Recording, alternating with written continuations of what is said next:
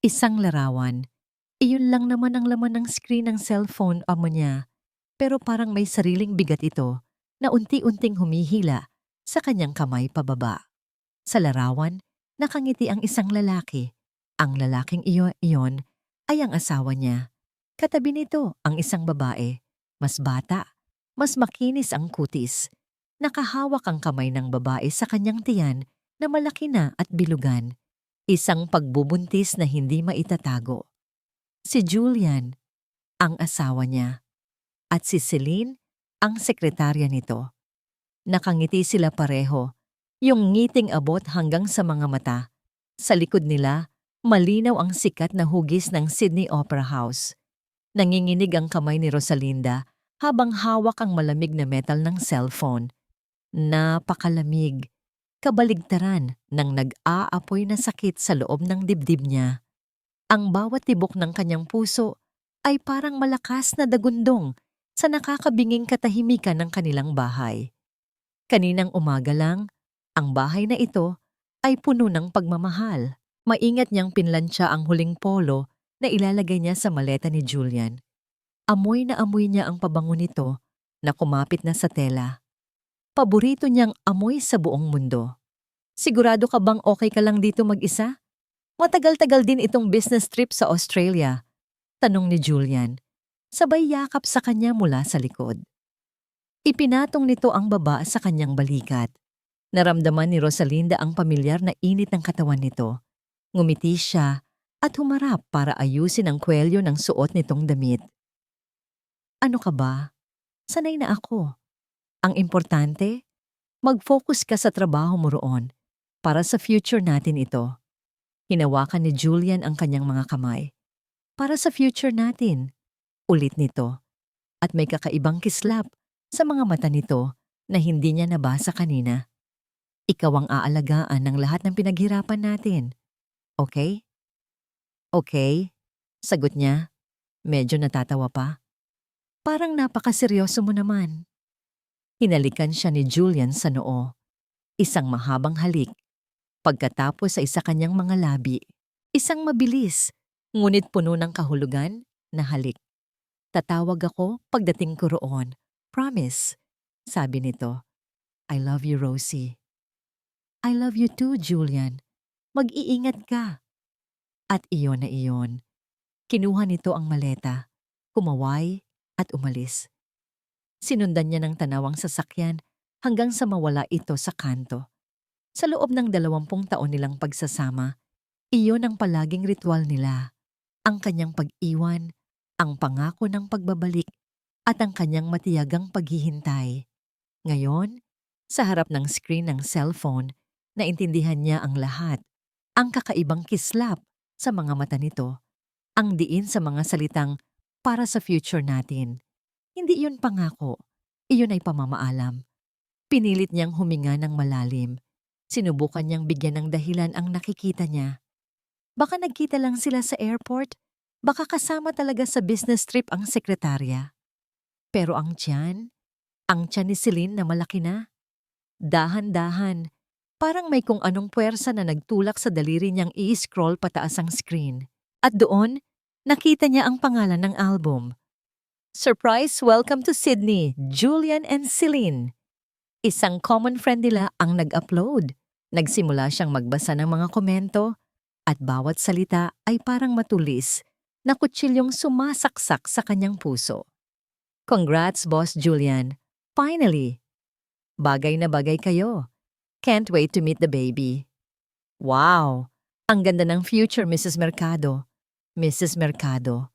Napayuko si Rosalinda at naramdaman niya ang unti-unting pag-init ng kanyang mga mata. Isang butil ng luha ang pumatak sa kanyang kamay. Pagkatapos, isa pa. Sunod-sunod na. Hindi. Hindi siya ang future Mrs. Mercado. Dahil sa papel at sa mata ng batas, siya pa rin ang asawa. Siya si Rosalinda Navarro Mercado. Sa gitna ng kanyang pag-iyak, isang pamilyar na imahe ang pumasok sa isip niya. Isang araw, ilang buwan na ang nakalipas, nang may pinapirmahan sa kanya si Julian. Isang special power of attorney daw, para kung sakaling may mangyari sa kanya, Si Rosalinda ang may ganap na kapangyarihan sa lahat ng ari-arian nila. Tiwalang-tiwala ako sa iyo, Rosie, sabi pa nito noon. Ikaw lang ang pagkakatiwalaan ko. Ang tiwalang yon, ang tiwalang sinira niya. Biglang tumigil ang kanyang pag-iyak. Napalitan ito ng isang bagay na mas malamig, mas matigas. Bumalik ang tingin niya sa larawan, sa ngiti ni Julian, sa mapanuksong na ngiti ni Celine, sa kamay nito na buong pagmamalaking nakahawak sa tiyan. Dahan-dahang nadulas ang cellphone sa nanginginig niyang mga daliri. Hindi niya ito sinubukang saluhin.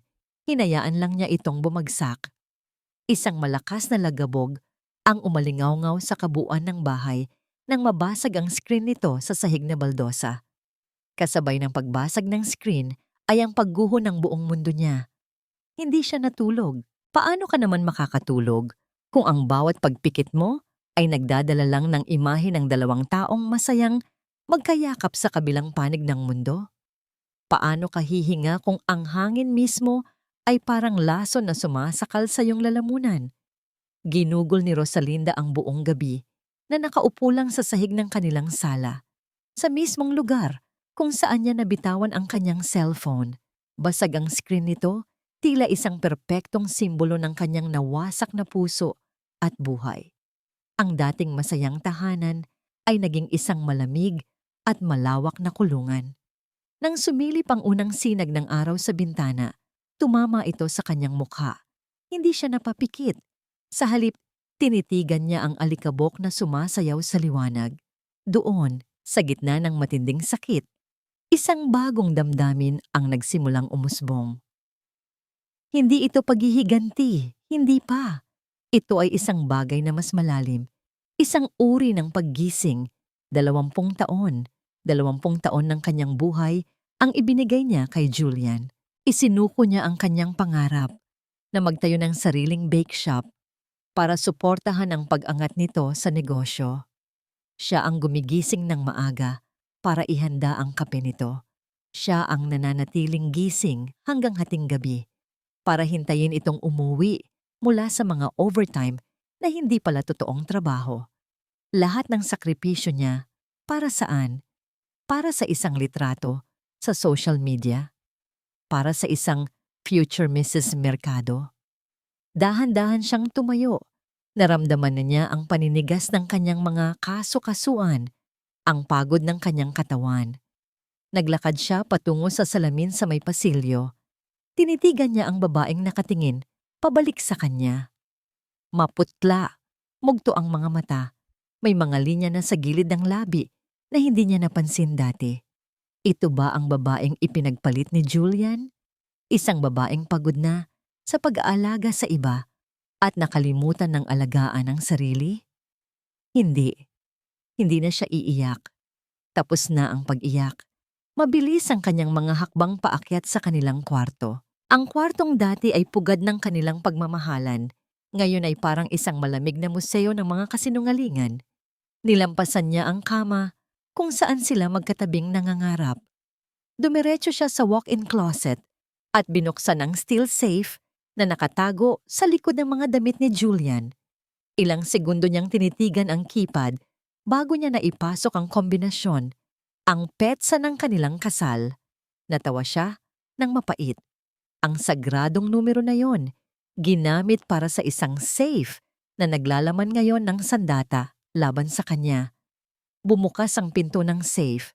Sa loob, naroon ang mga titulo ng lupa, mga stock certificate, mga alahas, at sa ibabaw ng lahat, isang kulay krema na folder. Kinuha niya ito. Nanginginig pa rin ang kanyang mga kamay, pero hindi na dahil sa sakit. Ngayon, ito ay dahil sa nag-aalab na galit at determinasyon. Binuksan niya ang folder. Naroon nga. Special Power of Attorney. Naalala niya ang araw na yon. Nakaupo sila sa veranda, nagkakape. Inilapag ni Julian ang dokumento sa mesa. Ano to? Tanong niya. SPA Rosie? Sabi ni Julian. Ngumiti pa ito. Just a formality, para kung may mangyari sa akin, lalo na kapag nagta-travel ako, ikaw ang may full control sa lahat. Hindi ka na mahihirapan sa mga papeles. You can manage everything. Sell, mortgage, lease, lahat. Parang ako na rin ang kumikilos. Julia naman, huwag kang magsalita ng ganyan. Kailangan yan, mahal. Tiwalang-tiwala ako sa'yo, Rosie. Ikaw lang ang pagkakatiwalaan ko ng lahat ng pinaghirapan natin. Pinirmahan niya ito nang walang pag-aalinlangan dahil ganoon naman ang pagmamahal niya. Puno ng tiwala.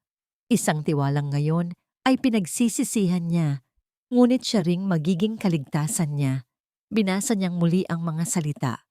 Full power and authority to do and perform all and every act, as fully to all intents and purposes as I might or could do if personally present. Para siyang nabuhusan ng malamig na tubig. Hindi siya walang laban. Iniwanan siya ni Julia ng espada para ipagtanggol ang sarili. Pero, paano? Hindi niya alam kung saan magsisimula. At doon, isang alaala mula sa malayo ang pumasok sa kanyang isip. Isang batang lalaki na payat, laging nakayuko, na anak ng kanilang labandera noon. Isang batang palaging nagbabasa ng libro habang hinihintay ang ina. Isang araw, nagkasakit ng malubha ang ina nito at ang kanyang nanay ang nagbigay ng tulong.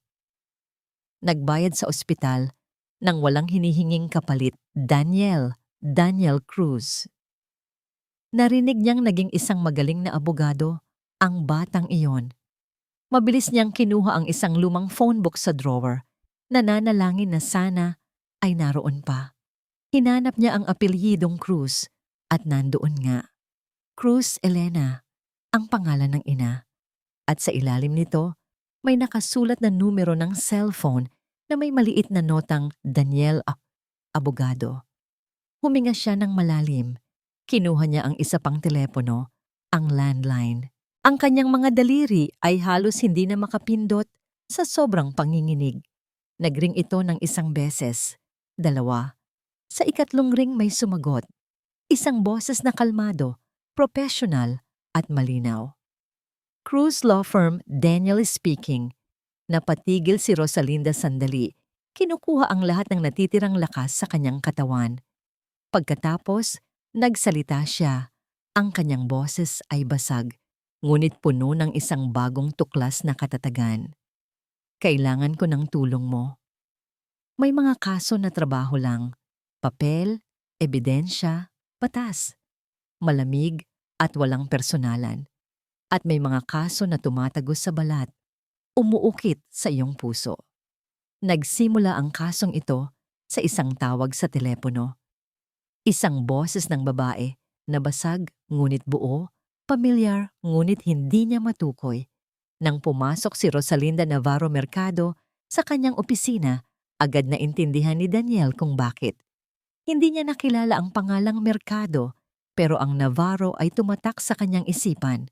Habang pinagmamasdan niya ang babaeng nakaupo sa harap niya, isang babaeng halatang pagod, may bakas ng puyat at pag-iyak sa mga mata. Ngunit may tindig na puno ng dignidad, nakita niya ang multo ng isang alaala.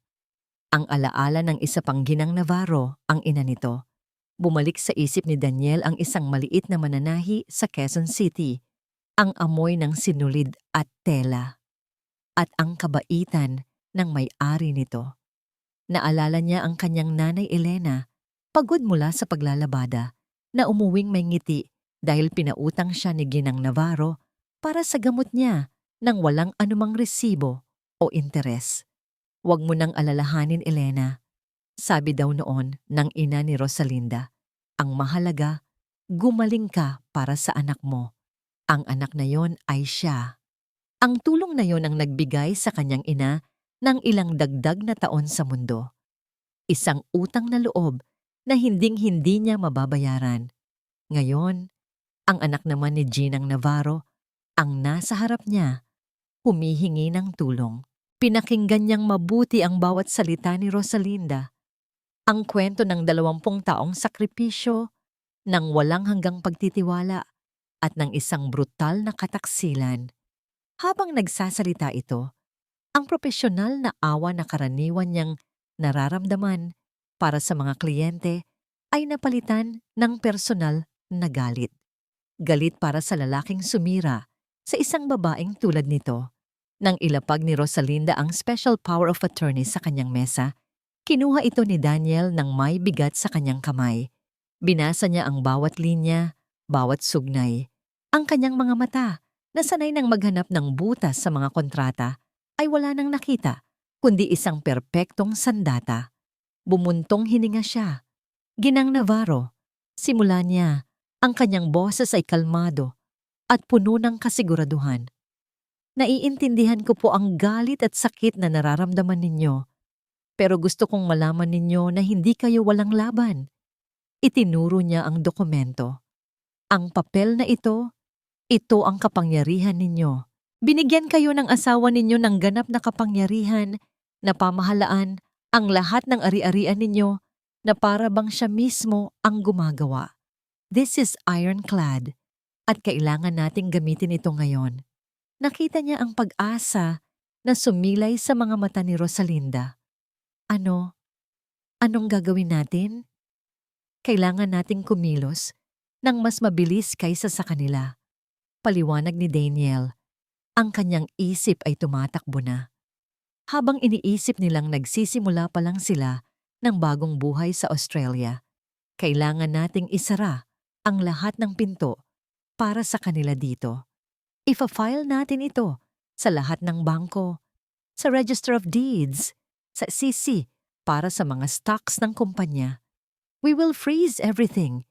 Bago pa man niya maisipang maglipat ng kahit isang sentimo, wala na siyang magagalaw. Tumango si Rosalinda. Isang butil ng luha ang pumatak mula sa kanyang mata. Ngunit hindi na ito luha ng kalungkutan. Ito ay luha ng pasasalamat. Pagkaalis ni Rosalinda, agad kumilos si Daniel. Tinawag niya ang kanyang maliit ngunit mahusay na team. Lahat ng hawak ninyo, itabi niyo muna. This is top priority, utos niya. Ang sumunod na ilang oras ay isang mabilis na pagkilos. Sunod-sunod ang mga tawag sa telepono. Mabilis ang pagtipa niya sa keyboard. Naghahanda ng mga legal notice. Ang kanyang paralegal ay abala sa pag-scan at pag-email ng mga dokumento. Ang opisina ay napuno ng tensyon at determinasyon. Para kay Daniel, hindi na ito isang kaso lang. Ito ay pagbibigay ng hustisya para kay Rosalinda at pagbabayad sa kabutihang loob ng kanyang ina. Lumipas ang maghapon. Pumatak ang dilim. Ang tanging liwanag sa opisina ay mula sa mga computer monitor. Hinihintay nila ang mga kumpirmasyon. Biglang, isang email ang pumasok sa inbox ni Daniel.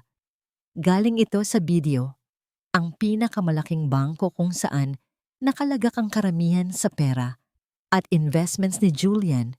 Binuksan niya ito. Binasa niya ang nilalaman. Isang simpleng pangungusap ng kumpirmasyon. We acknowledge receipt of the special power of attorney and the formal request. All assets under the name of Mr. Julian Mercado are now temporarily frozen, pending legal clarification. Napangiti si Daniel.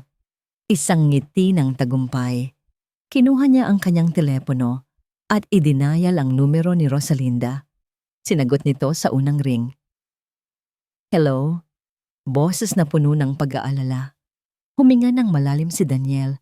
Pinapakalma ang sarili. Ginang Navarro, sabi niya, at sa kanyang boses ay naroon ang bigat ng isang matagal ng pasanin na sa wakas ay nabitawan.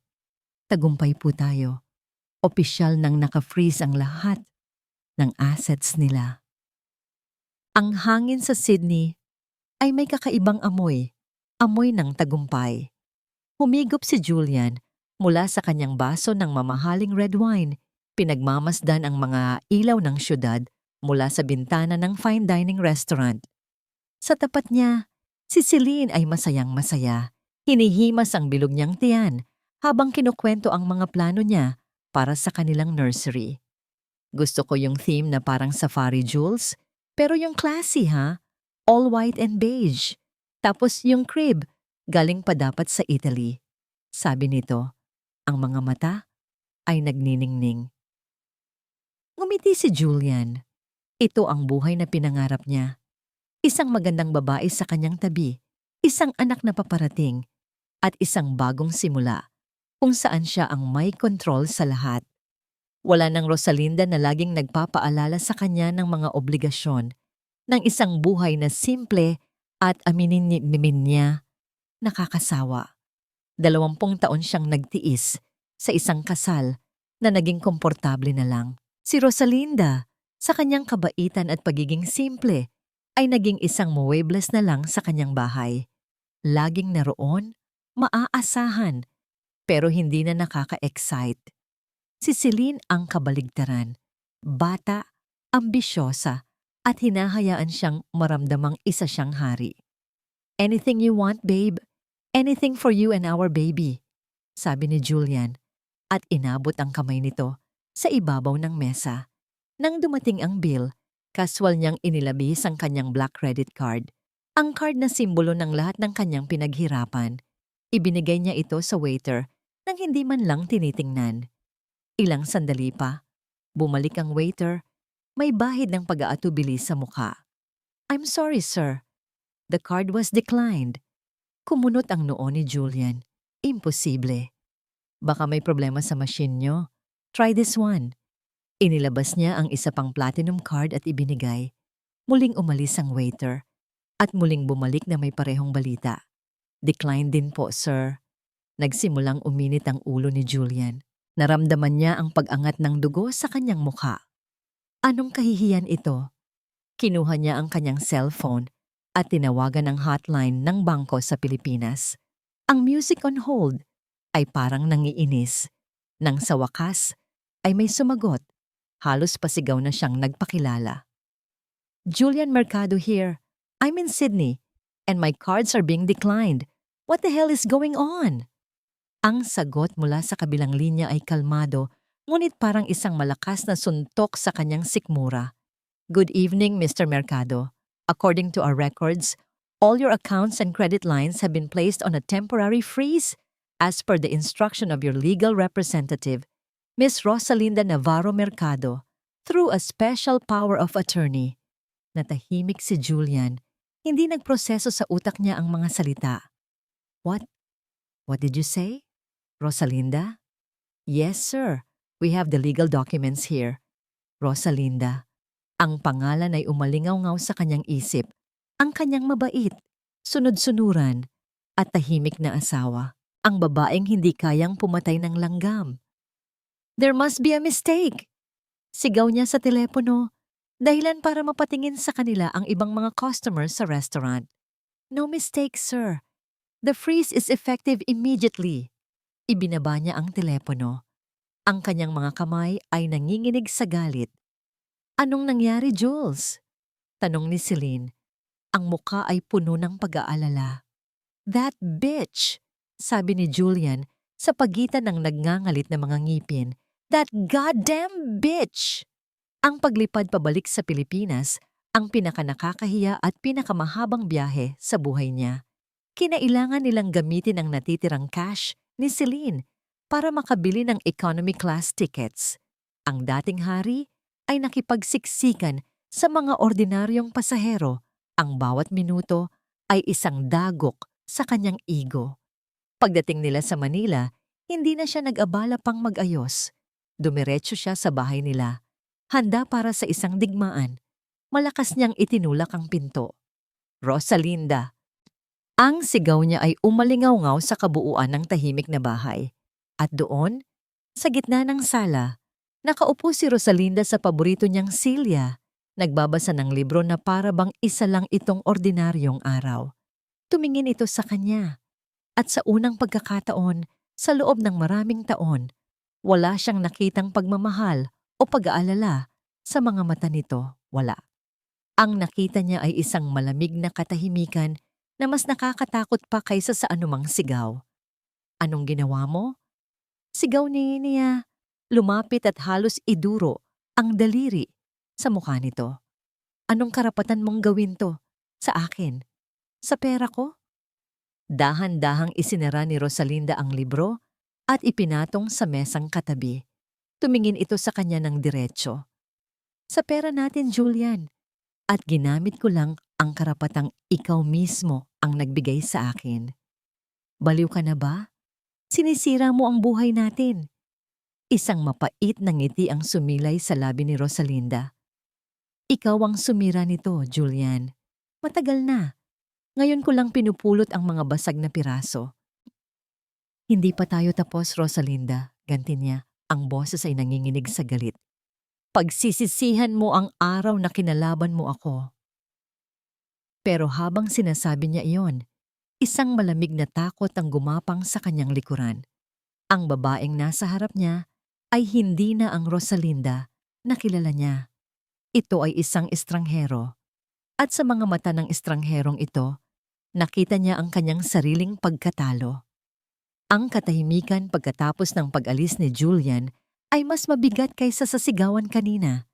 Naiwan si Rosalinda sa sala, nakikinig sa tibok ng sarili niyang puso. May isang bahagi sa kanya na gustong umiyak, gustong magsisigaw, gustong magwala. Pero mas nangingibabaw ang isang pagod na hindi niya maipaliwanag. Napatunayan niya sa sarili niya na kaya niyang tumayo laban kay Julian. Ngunit ang tagumpay ay may kasamang pait. Ang lalaking sinigawan niya ay ang parehong lalaki na pinangakuan niya sa harap ng altar. Kinabukasan, inasahan niyang tatawag ang mga abogado ni Julian. Inasahan niya ang mga legal na banta. Ang hindi niya inasahan ay ang paggising sa isang umaga kung saan siya na ang kontrabida sa sarili niyang kwento. Ang una niyang nakita ay isang text message mula sa kanyang kapatid. Ate, anong nangyayari? Tumatawag si tita. Galit na galit. Kumunot ang noo niya. Binuksan niya ang kanyang Facebook, isang bagay na bihira niyang gawin. At doon, sa pinakaitaas ng kanyang newsfeed, bumungad sa kanya ang isang post. Isang post mula kay Celine Prado.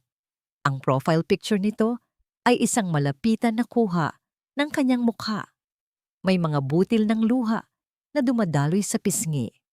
Ang post ay mahaba at ang bawat salita ay maingat na pinili para makuha ang simpatsya ng lahat. Hindi ko po ugaling mag-post ng personal na buhay ko, pero wala na po akong ibang mapuntahan. Simula nito, kasama ng post ang isang larawan ng ultrasound ng isang sanggol at isang larawan kung saan nakayakap si Julian sa kanya, kuha mula sa likod. Minahal ko po si Julian ng buong buo sa paniniwalang malaya siyang tao. Hindi ko kailanman nalaman na mayroon pala siyang asawa. Itinago niya ito sa akin. At ngayon, sa gitna ng aking pagbubuntis, bigla na lang kaming ginulo ng kanyang asawa. Isang babaeng puno ng galit na ginamit ang batas para i-freeze ang lahat ng pera na dapat sana ay para sa kinabukasan ng anak ko. Hindi po ako humihingi ng awa. Humihingi lang po ako ng pangunawa. Biktima lang din po ako dito. Sa ilalim ng post, daan-daang komento. Libo-libong shares. Napatalo ng puso ni Rosalinda. Binasa niya ang ilan sa mga komento. Kawawang Celine. Stay strong, girl. Nasa iyo ang baby, ikaw ang panalo. Grabe naman yung legal wife. Halatang pera lang ang habol. Bitter. Nakakaawa yung bata. Madadamay pa sa gulo ng matatanda. For sure, demonyo yung asawa. Kilala ko yang si Rosalinda. Mukha lang mahinhin yan, pero grabe yan kung magselos. Obsessed kay Julian. Ang komento ay mula sa isa sa mga pinsan ni Julian. Para siyang sinampal. Ang bawat komento ay parang bato na ibinabato sa kanya. Ang kanilang pribadong sakit ay naging isang pampublikong sirko at siya ang ginawang payaso. Nagsimulang mag-ring ang kanyang telepono. Isang tita niya. Rosalinda, ano itong nababalitaan ko? Pinahiya mo ang pamilya. Hindi ka ba naturuan na ang mga problema sa mag-asawa ay dapat inaayos ng pribado?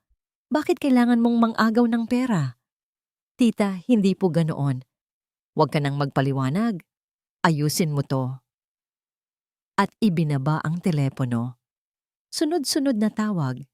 Mga kaibigan, mga kamag-anak.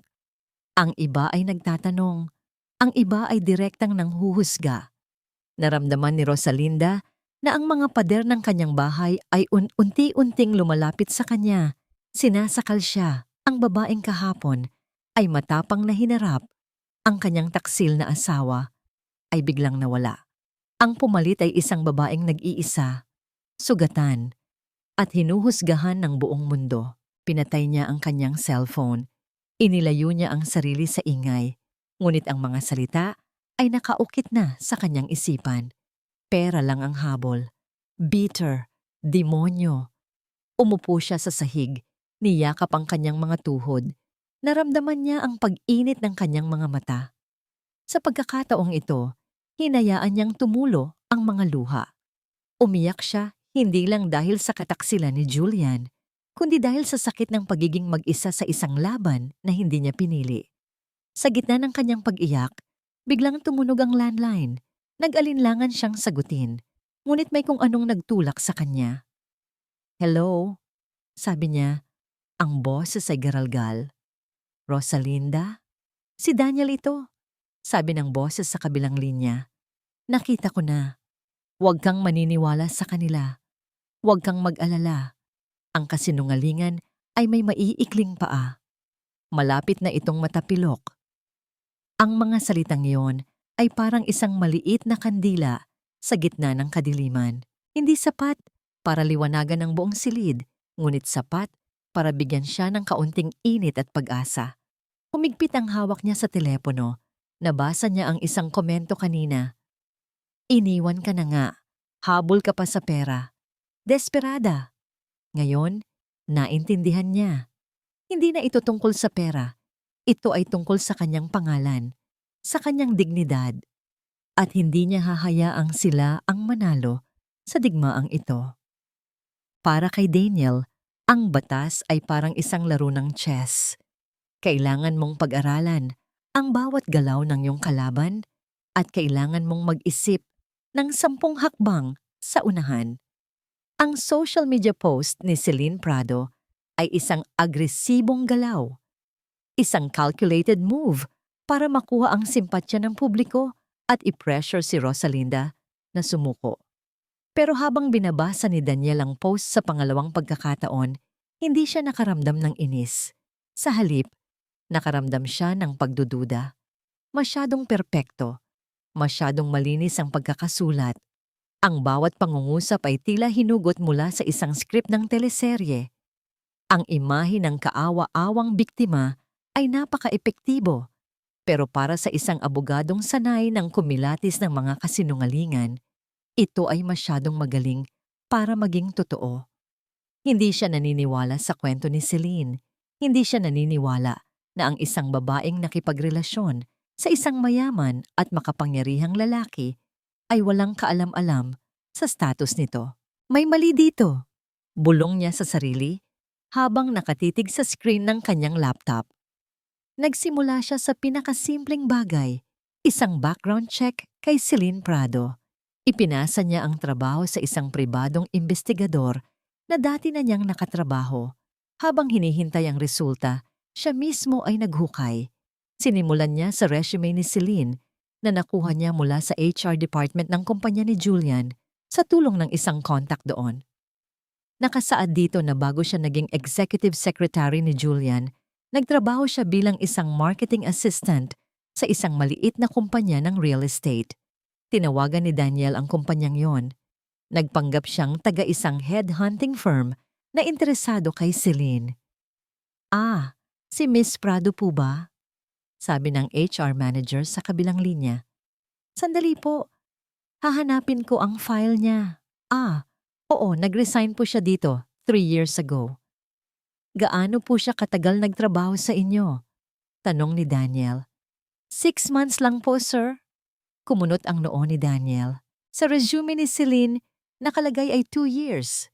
Isang maliit na kasinungalingan. Pero sa laro ng chess, kahit ang pinakamaliit na pawn ay mahalaga. "May isa pa po akong tanong," dagdag ni Daniel. "Bago po siya nagtrabaho sa inyo, saan po siya galing?" Narinig niya ang kaluskos ng mga papel. Ayon po sa file niya, galing po siya sa Valencia Corporation. Natigilan si Daniel. Valencia Corporation. Ang pangalan ay parang kulog sa mundo ng negosyo. At ang CEO nito, si Marco Valencia, ay ang pinakamatinding karibal ni Julian Mercado. Ang kanilang hidwaan ay kilala sa buong industriya. Sila ay parang langis at tubig, laging nag-uunahan sa mga malalaking proyekto. Bakit magtatrabaho ang sekretarya ni Julian sa kumpanya ng kanyang mortal na kaaway? At bakit niya ito itinago sa kanyang resume? Pagkatapos ng tawag, sinaliksik niya ang lahat ng makikita niya online tungkol sa Valencia Corp, mga lumang article, mga social media post ng mga empleyado. Pagkatapos ng ilang oras na paghuhukay, nakita niya ang isang bagay na interesante. Isang group photo mula sa isang Christmas party ng Valencia Corp. 4 na taon na ang nakalipas. Nasa gilid ng larawan si Celine, nakangiti, mas bata pa. Pero hindi si Celine ang nakakuha ng atensyon ni Daniel, kundi ang lalaking katabi nito, si Marco Valencia mismo. Nakalagay ang kamay ni Marco sa balikat ni Celine at ang paraan ng pagtingin nito sa kanya ay hindi tingin ng isang CEO sa isang ordinaryong empleyado. May personal na koneksyon. Hindi kaya? Bulong ni Daniel sa hangin. Isang teorya ang nabuo sa kanyang isipan. Isang teorya na napakasalimuot at napakadilim. Ngunit sa gitna ng lahat ng kasinungalingan, ito lang ang tanging nagbibigay ng lohika. Paano kung hindi lang si Julian ang niloloko ni Celine? Paano kung ang pagbubuntis na ito ay hindi para kay Julian?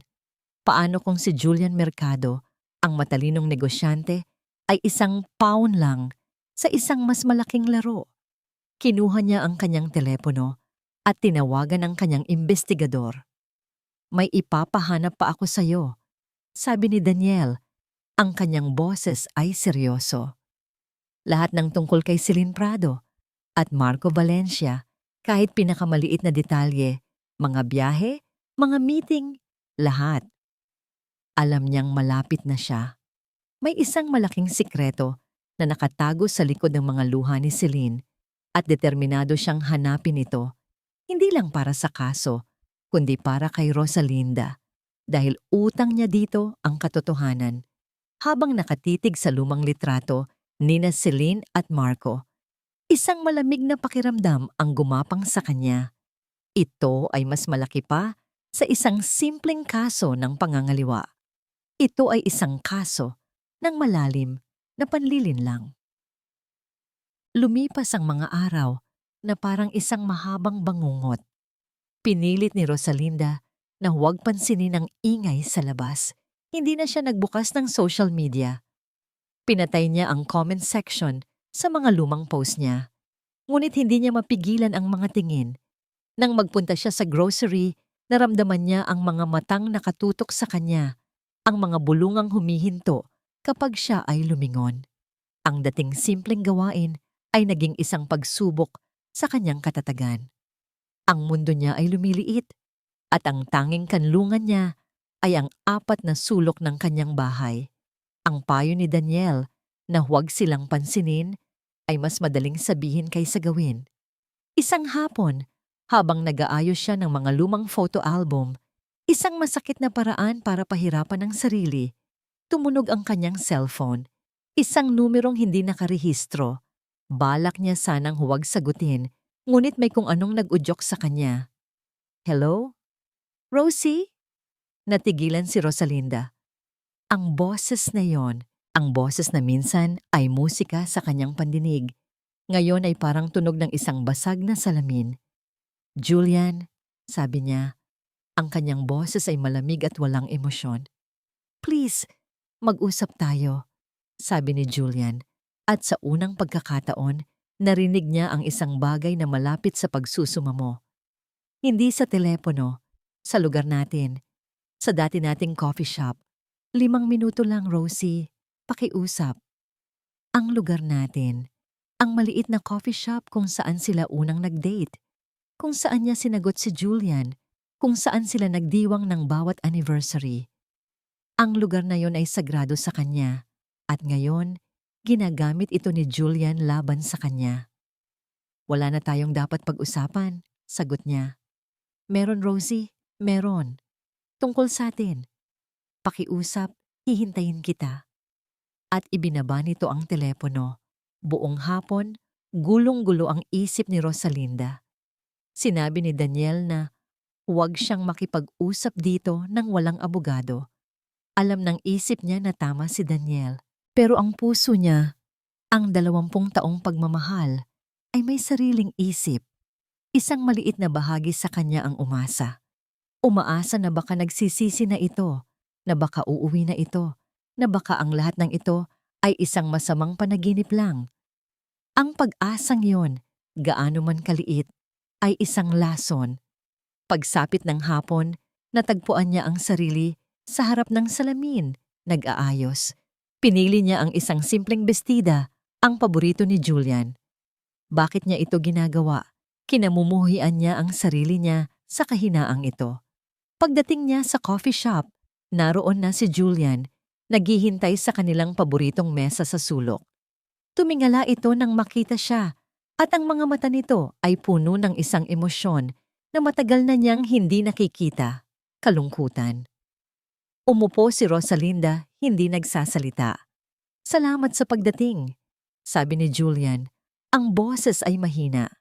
Inabot nito ang kanyang kamay sa ibabaw ng mesa. Nag-atubili siya, ngunit sa huli ay hinayaan niyang hawakan nito ang kanyang kamay. Ang pamilyar na init ay nagpadala ng kuryente sa kanyang buong katawan. Rosie, I'm sorry, sabi nito, at nakita niyang namumuo ang mga luha sa mga mata nito. Nagkamali ako. Isang malaking pagkakamali. Nabulag ako, Rosie. Nabulag ako sa tukso. Hindi nagsalita si Rosalinda.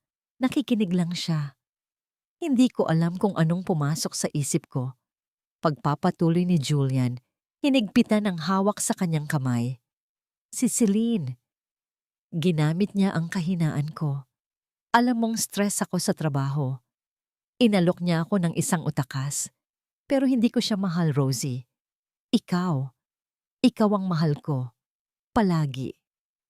Ang bawat salita ay parang isang patak ng balsamo sa kanyang mga sariwang sugat. Gusto niyang maniwala. Diyos ko, gusto niyang maniwala. Iwanan mo na siya, Julian, sabi niya. Ang boses ay nanginginig. Gagawin ko. Mabilis na sagot nito. Pero kailangan ko ng tulong mo. I-unfreeze mo na ang mga account para maayos ko ang lahat. Para makapag-umpisa tayo ulit. Tayo lang dalawa. Tumingin si Rosalinda sa mga mata ni Julian. Nakita niya ang lalaking minahal niya. Ang lalaking pinakasalan niya, ang mga alaala, ang mga tawanan, ang mga pangarap ay bumalik na parang isang malakas na alon. Marahil may pag-asa pa. Marahil, kaya pa nilang ayusin ito. Dahan-dahan, tumango siya. Isang maliit, halos hindi mahahalata na tango. Ngunit bago pa man niya masabi ang salitang oo, nag-vibrate ang kanyang cellphone sa loob ng kanyang bag. Isang maikling, halos hindi maririnig na tunog. Ngunit sapat na yon para mabasag ang mahika ng sandaling iyon. Kinuha niya ito. Isang text message. Galing kay Daniel. Ang laman ng mensahe ay simple lang, ngunit ang bigat nito ay parang isang malaking bato na gumising sa kanya mula sa isang mapanlinlang na panaginip. Rosalinda, huwag kang maniniwala sa anumang sasabihin niya. May hawak na ako. Isang bagay na babago sa lahat. Biglang nanlamig ang kamay ni Rosalinda. Binawi niya ito mula sa pagkakahawak ni Julian. Tumingin siyang muli sa mga mata ng kanyang asawa. Ngayon, wala na siyang nakitang pagsisisi. Ang nakita niya ay isang desperadong aktor sa pinakamagaling niyang pagganap. Pagpasok ni Rosalinda sa conference room ng opisina, agad nakita ni Daniel ang pagbabago. Wala na ang bakas ng kahinaan na narinig niya sa boses nito sa telepono kanina. Ang babaeng nasa harap niya ngayon ay tense. Ang mga kamay ay magkadaop nang mahigpit sa ibabaw ng kanyang kandungan. Ngunit ang kanyang mga mata ay alerto, naghihintay. Salamat sa pagpunta mo agad. Simula ni Daniel, isinara ang pinto para bigyan sila ng ganap na privacy. Ano yung sinasabi mo sa text? Tanong ni Rosalinda. Walang paligoy-ligoy. Isang bagay na babago sa lahat. Huminga ng malalim si Daniel at umupo sa tapat nito. Inilapag niya sa mesa ang isang manipis na folder. Rosalinda, ang kasong ito ay hindi na lang tungkol sa pangangangaliwa. Mas malalim, mas komplikado. Dahan-dahan niyang itinulak ang folder. Palapit dito, ang investigasyon na ipinagawa ko. May nahanap kaming koneksyon. Pinuksan ni Rosalinda ang folder. Ang laman nito ay isang litrato, ang Christmas party photo na nakita ni Daniel online. Naka-zoom in ito sa dalawang tao, isang mas batang Celine Prado at isang nakangiting Marco Valencia. Si Marco Valencia? Sabi ni Rosalinda, ang boses ay nagtataka. Ang kalaban ni Julian sa negosyo? Hindi lang basta koneksyon sa trabaho, paliwanag ni Daniel. Ayon sa mga source ko, naging malapit sila. Masyadong malapit para sa isang CEO at isang simpleng empleyado. Pagkatapos, bigla na lang nag-resign si Celine sa Valencia Corp at ilang buwan lang ang lumipas, sekretarya na siya ng asawa mo. Hindi ito nagkataon lang, Rosalinda. Ito ay plinano. Nakita ni Daniel ang pagproseso ng impormasyon sa mukha ni Rosalinda. Ang pagtataka ay napalitan ng dahan-dahang pagkaunawa at pagkatapos ay ng malamig na katotohanan. So, lahat ng ito, isang patibong. Iyon ang teorya ko, sabi ni Daniel, sumandal sa kanyang upuan. At kung tama ako, may isa pang bagay na kailangan nating malaman. Ang pinakamahalagang piyesa sa larong ito. Nag-angat ng tingin si Rosalinda. Ang kanyang mga mata ay nagtatanong. Nag-atubili si Daniel sandali. Alam niyang ang susunod niyang sasabihin ay brutal at maaaring masakit. Pero ito ang tanging paraan. Rosalinda, sabi niya, ang kanyang boses ay seryoso at direkta. Kailangan nating questionin ang pagbubuntis ni Celine. Natigilan si Rosalinda. Anong ibig mong sabihin? Kung may relasyon siya kay Marco Valencia, bago at habang karelasyon niya si Julian, sino ang tunay na ama nang dinadala niya? Ang tanong ay parang bombang sumabog sa gitna ng tahimik na silid. Napasandal si Rosalinda sa kanyang upuan. Tila nawalan ng hangin. Nakita ni Daniel ang gulat at pagtutol sa kanyang mukha. Pero, bata ang pinag-uusapan, Daniel, sabi nito. Ang boses ay halos pabulong. Wala siyang kasalanan. Alam ko, malumanay na sagot ni Daniel. At hindi natin siya idadamay. Ang ididiin natin ay ang kasinungalingan ng kanyang ina. Sa ngayon, si Celine ang bida sa mata ng publiko. Siya ang kaawa-awang biktima. Ginagamit niya ang bata bilang panangga at bilang sandata laban sa'yo. Para manalo tayo, kailangan nating sirain ang imaheng iyan. Kailangan nating ipakita sa lahat kung sino talaga ang manloloko sa kwentong ito. Tumayo si Daniel at naglakad-lakad. Sa susunod na hearing, hihilingin natin sa korte na magkaroon ng DNA test. Umiling si Rosalinda. Hindi ko yata kaya yan. Masyadong marumi. Humarap si Daniel sa kanya. Ang kanyang mga mata ay puno ng pangunawa ngunit matatag. Mas marumi ba kaysa sa ginagawa nila sa iyo ngayon? Sa pagyurak sa pangalan mo? Sa pagtawag sa iyong desperada at mukhang pera? Rosalinda, ito lang ang paraan para mapatunayan na hindi ikaw ang kontrabida sa kwentong ito. Ito ang ating alas. Isang mahabang katahimikan ang namagitan sa kanila. Nakayuko si Rosalinda, nakatitig sa litrato ni Celine at Marco na para bang doon niya mahahanap ang lahat ng sagot. Nakita ni Daniel ang pagtatalo sa loob niya, ang kanyang natural na kabaitan laban sa isang bagong tuklas na pangangailangang ipaglaban ang sarili. Pagkaraan ng ilang sandali, dahan-dahan siyang nag-angat ng ulo. Wala na ang pag-aalinlangan sa kanyang mga mata. Wala na ang luha. Ang nakita ni Daniel ay isang matigas na determinasyon, isang apoy na ngayon lang niya nakitang nagliyab ng ganoon kalakas. Tumingin siya ng diretso kay Daniel. "Sige," sabi niya. Ang boses ay matatag at walang bahid ng pagdududa. "Gawin natin." Ang hangin sa loob ng mediation room ay mabigat at halos hindi mahinga. Nakaupo si Rosalinda sa isang dulo ng mahabang mesa, katabi si Daniel. Sa kabilang dulo, naroon si Julian at si Celine, kasama ang kanilang abogado, isang lalaking mayabang na nakangisi na parang sigurado na sa kanilang panalo. Ito na ang araw, ang paghuhukom. Mula sa ilalim ng mesa, naramdaman ni Rosalinda ang panginginig ng kanyang mga kamay. Pinilit niyang kontrolin ang kanyang paghinga. Ito na ang huling pagkakataon na hahayaan niyang makita siya ng mga taong ito na mahina. Nagsimulang magsalita ang abogado ni Julian, si Attorney Fernandez.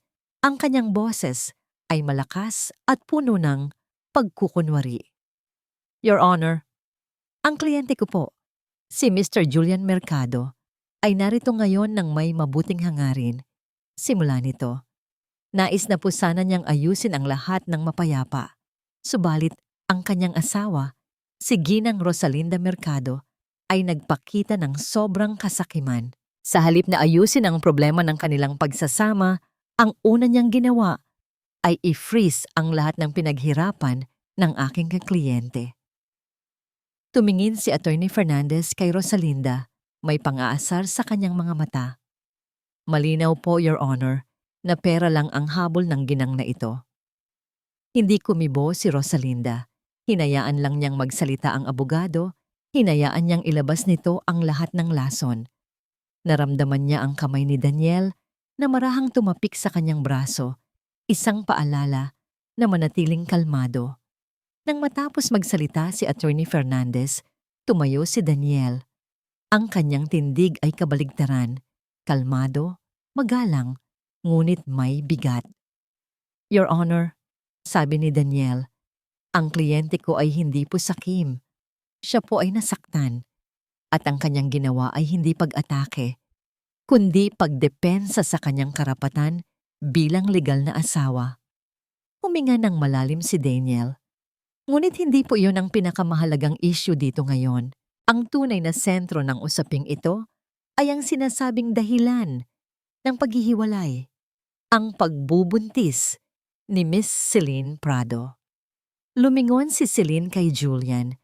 Ang kanyang mukha ay nagpapakita ng pagkagulat na para bang hindi niya inaasahan na mababanggit siya.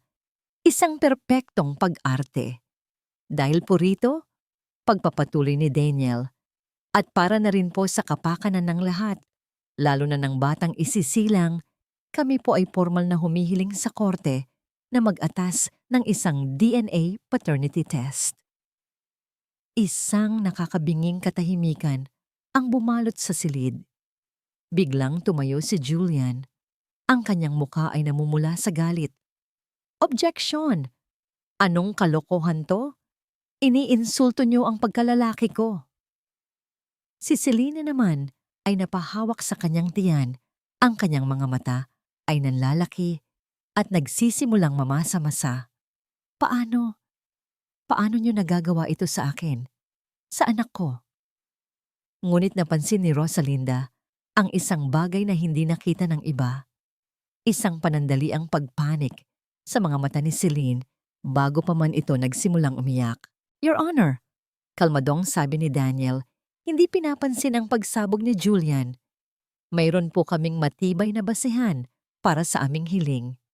Naglakad siya palapit sa mesa ng mediator at naglapag ng isang folder. Ang parehong folder na ipinakita nito sa kanya sa opisina.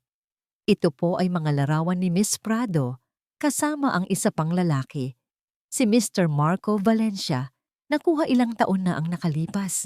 At mayroon din po kaming mga testimonya na nagpapatunay na nagpatuloy ang kanilang malapit na ugnayan kahit noong si Miss Prado ay nagtatrabaho na para kay Mr. Mercado. Napatingin si Julian sa mga litrato. Kinuha niya ang isa, tinitigang mabuti.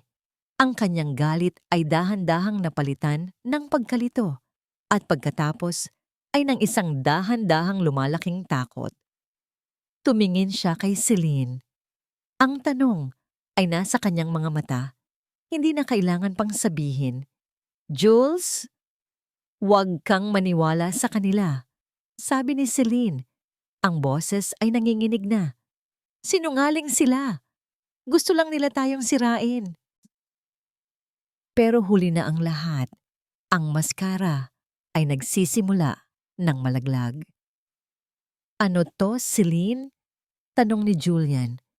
Ang boses ay mahina at basag. Ang kayabangan niya kanina ay ganap na nawala. Anong ibig sabihin nito? Hindi makasagot si Celine. Tumingin siya kay Julian, pagkatapos ay kay Rosalinda, at sa huli kay Daniel.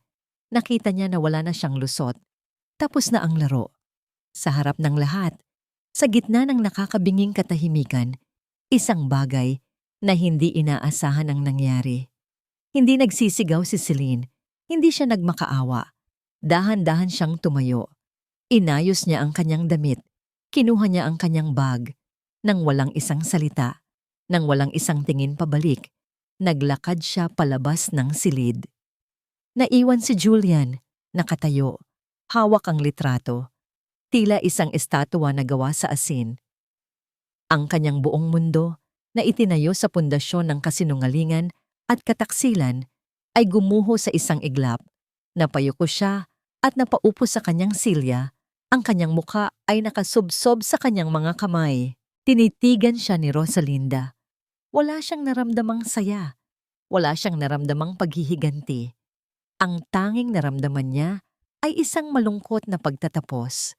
At sa wakas, isang uri ng kapayapaan. 6 na buwan. Sa loob ng 6 na buwan, ang ingay ay unti-unting humina. Ang iskandalo ay napalitan ng mga bagong balita. Ang mga pangalan ni na Julian, Celine, at Rosalinda ay dahan-dahang nawala sa usapan. At sa katahimikang yon, natagpuan ni Rosalinda ang pagkakataong muling buuin ang kanyang sarili. Formal nang natapos ang kanilang diborsyo. Gaya ng inaasahan, halos lahat ng ari-arian na pinag-awayan ay napunta sa kanya. Hindi dahil sa kasakiman, kundi dahil sa batas. Si Julian, matapos ang dobleng kataksilan na natuklasan niya, ay nawalan ng gana sa lahat. Hinayaan na lang niya ang mga abogado ang mag-usap. Nabalitaan ni Rosalinda mula sa isang dating kaibigan na bumagsak ang kumpanya ni Julian. Ang iskandalo, kasama na ang pag-alis ng mga mahahalagang kliyente na kaalyado pala ni Marco Valencia, ay masyadong malaki para malampasan nito. Huli na nang malaman ni Julian na ang babaeng pinagkatiwalaan niya ay isa palang espiya na sumira sa kanya mula sa loob. Si Julian Mercado, ang dating hari, ay naiwang walang reyna, walang prinsipe, at walang kaharian. Hindi nakaramdam ng saya si Rosalinda. Wala siyang naramdamang paghihiganti. Ang tanging naramdaman niya ay awa, at pagkatapos wala na. Isa na lang siyang kabanata sa kanyang buhay na sa wakas ay naisara na niya. Ginamit niya ang isang bahagi ng pera para tuparin ang isang pangarap na matagal na niyang ibinaon sa limot. Ngayon, sa isang maliit at tahimik na kalye sa Quezon City, may isang bagong amoy na humahalimuyak sa hangin. Amoy ng bagong lutong tinapay, ng natutunaw na butter, at ng matamis na tsokolate. Sa harap ng isang maliit na tindahan na may pangalang Rosalinda's Sweet Beginnings, nakatayo siya, suot ang isang puting apron na may kaunting mantsa ng harina. Pinagmamasdan niya ang mga taong pumapasok at lumalabas, may dalang mga kahon ng cake at mga supot ng pandesal, lahat ay may ngiti sa labi. Ito ang kanyang mundo ngayon. Simple, tahimik, at sa kanya lang. "Ginang Rosalinda, ang sarap po talaga ng ensaymada niyo," sabi ng isang suki. "Salamat po, Aling Nena. Mag-iingat po kayo." Sagot niya ng may totoong nangiti. Ang ginang merkado ay matagal nang patay. Siya na ulit si Rosalinda Navarro. Isang hapon, habang nagpupunas siya ng mga mesa, isang pamilyar na anino ang tumigil sa tapat ng pintuan. Tumingala siya at nakita si Daniel Cruz. Hindi na suot ang kanyang formal na barong, kundi isang simpleng polo shirt lang. May dala itong isang maliit na paso ng puting orchid. Atty. Cruz, bati ni Rosalinda, ang kanyang nangiti ay mas lalong lumawak. Daniel na lang please, sabi nito, iniaabot sa kanya ang bulaklak. Para sa bagong simula. Salamat Daniel. Halika, maupo ka. Ipagtitimpla kita ng kape. Umupo sila sa isang maliit na mesa sa sulok. Nagkwentuhan sila tungkol sa mga simpleng bagay. Ang panahon, ang mga bagong recipe na sinusubukan niya, ang isang asong kalye na kinukupkop niya ngayon. Hindi nila pinag-usapan ang nakaraan, hindi na kailangan. Alam mo, sabi ni Daniel habang humihigop ng kape, ang nanay ko, paborito niya ang bake shop. Sabi niya, may mahika daw sa paggawa ng tinapay. Mula sa magulong sangkap, nakakabuo ka ng isang bagay na masarap at nagbibigay ng saya sa iba. Tumingin si Rosalinda sa paligid ng kanyang maliit na tindahan, sa mga oven na nagbibigay ng init, sa mga display na puno ng kanyang mga nilikha. Tama ang nanay mo, sabi niya. Isang malalim na kapayapaan ang bumalot sa kanyang puso. Parang buhay lang din. Nang makaalis si Daniel, tumayo si Rosalinda sa likod ng counter. Pinagmamasdan ang huling sinag ng araw na tumatagos sa salaming bintana. Sa unang pagkakataon sa loob ng napakaraming taon, naramdaman niyang buo siya. Hindi na siya asawa ng kung sino. Hindi na siya biktima ng kung ano. Siya si Rosalinda. Isang babaeng natutong ipaglaban ang kanyang dignidad. Isang babaeng pinili ang sarili.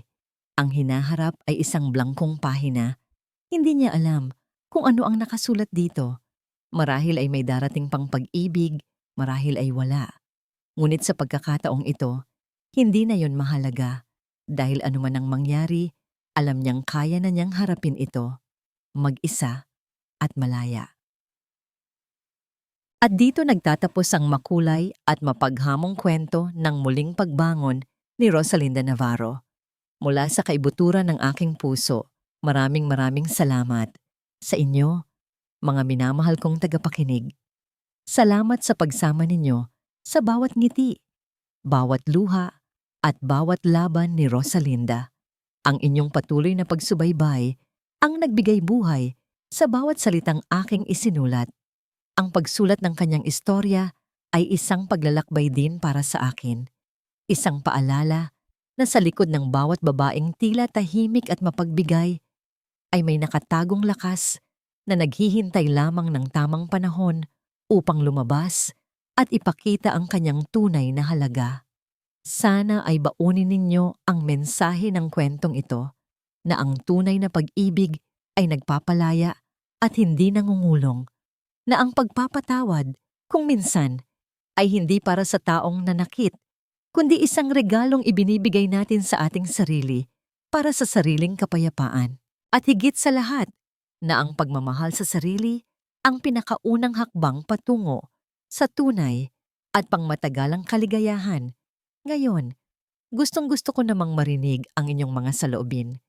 Anong aral o damdamin ang iniwan sa inyo ng kwento ni Rosalinda? Huwag po kayong mag-atubiling ibahagi ito sa comment section sa ibaba. Bawat isa sa inyong mensahe ay mahalaga sa akin. Hanggang sa ating muling pagkikita sa susunod na kwento. Ito ang inyong manunulat. Laging nagpapasalamat.